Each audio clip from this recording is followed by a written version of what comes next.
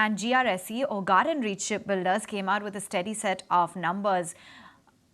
We are now joined by Commodore PR Hari, who is now joining in on the show. He's the CMD, a retired CMD at GRSE. Thank you so much for taking time out. It has certainly been a steady performance in Q2. Take us through what some of the key drivers have been for you, and will you reach your peak revenue within FY 24-25? Morning, Aisha. For 4 quarters on the trot, our financial performance has been on an upward trend, and the Q2 results have been very encouraging, as you mentioned. We have clocked revenue from operations, it's 97 crores, year-on-year growth 32, and has seen profit after tax 80.74 crores, 37% increase. Now, both the revenue from operations and the PAT have been the highest ever in the history of the company. See, the key drivers have been the project maturity levels.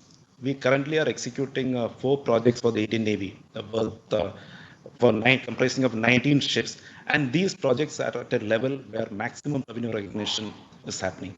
Our current order book is around 23,739 crores, and these comprise, as I mentioned, 19 ships from the Navy, and these include 3 ships of the P-17 Alpha project, which are at a level where there is a production level where maximum revenue recognition takes place. To your question as to whether we'll be hitting the peak during this financial year, that is 23-24 or 24-25, yes, as I mentioned, we are on an upward trend. And the next year, this year, there is FY 24, FY 26, 25, and 26. We'll be hitting very high revenues, unprecedented revenues. Given that we have an election cycle, and a lot of decision making typically gets delayed 3 months ahead of the election, maybe a couple of months after the election, what would be the impact on your business and the future order book? As for the current business, unlikely to have any impact at all because the contracts already been signed. We have recently won a contract for 840 crores from the Ministry of Earth Sciences for an ocean-going research vessel. The orders are coming in. As far as the future orders, now the major orders that are likely to come out, there is RFPs that are likely to come out, is for the next generation survey vessels, 5 ships from the Indian Navy. This cost is likely to be around 3,000 crores. The order for the RFP for the next generation corvettes, 8 ships, for which the A1 was accorded by the DAC sometime around last year. Here we expect the RFP to come out during the latter half of 24. So the election impact is unlikely to be there in neither the projects that are under execution nor the orders that are likely to come.